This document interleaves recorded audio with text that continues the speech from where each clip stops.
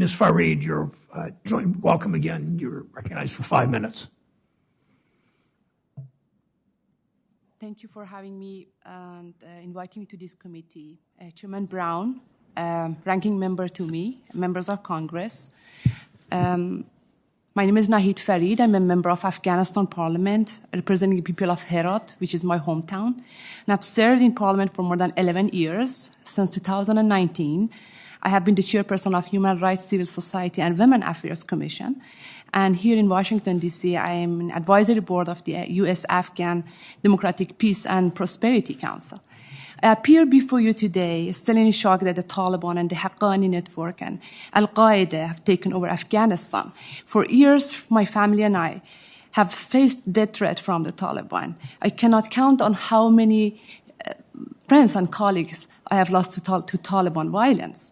A week before they took Kabul, Taliban entered Herat, found my house, searched for my family. Luckily, my family and I were able to escape, but we just left everything behind.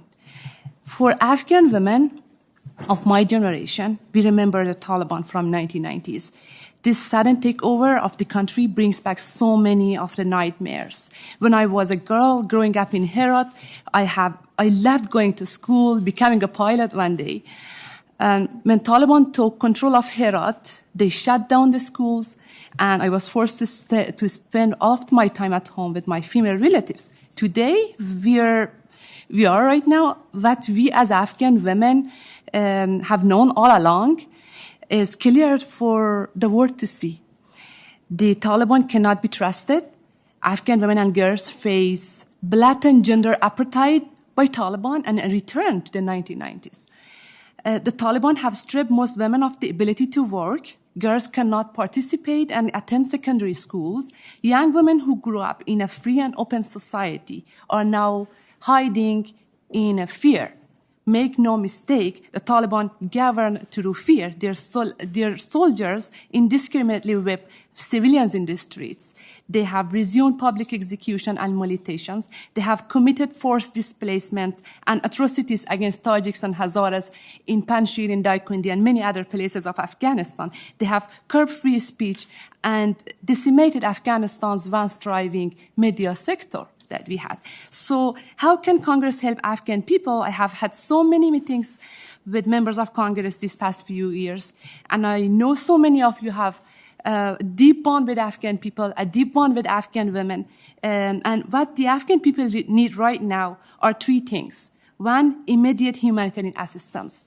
Two, legislation that prohibits U.S. recognition and normalization of relations with the Taliban. And three, support of the local NGOs and civil society who can deliver basic services in the absence of a normal government. Afghanistan faced a dire humanitarian crisis because of the healthcare system collapse, millions of internally displaced persons, and widespread food insecurity in the winter that is coming. Without outside assistance, more Afghan will suffer, more Afghan will die. But the Taliban cannot be allowed to set terms and conditions on how this humanitarian assistance is delivered and who is it delivered to.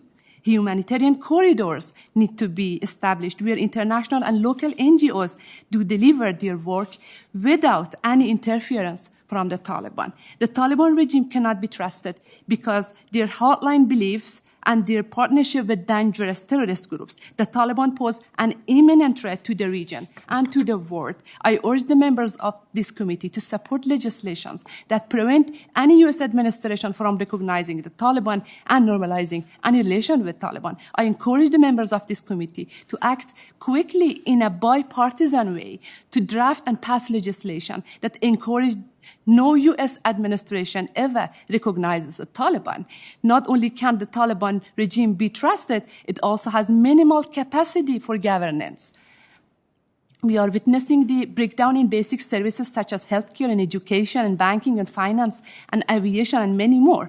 The U.S. should not provide the Taliban with the capacity building support. Instead, the U.S. should provide direct support to Afghan NGOs and civil society. As someone with a background in nonprofit management and a family foundation that built many schools for girls throughout Afghanistan, I know firsthand how valuable local NGOs are to so many ordinary Afghans, especially to women and girls. The U.S. government must find ways to provide funding, capacity building, and also support to those local organizations and NGOs through a very trusted corridor. I'll stop here and looking forward for the question. Thank you. Thank you.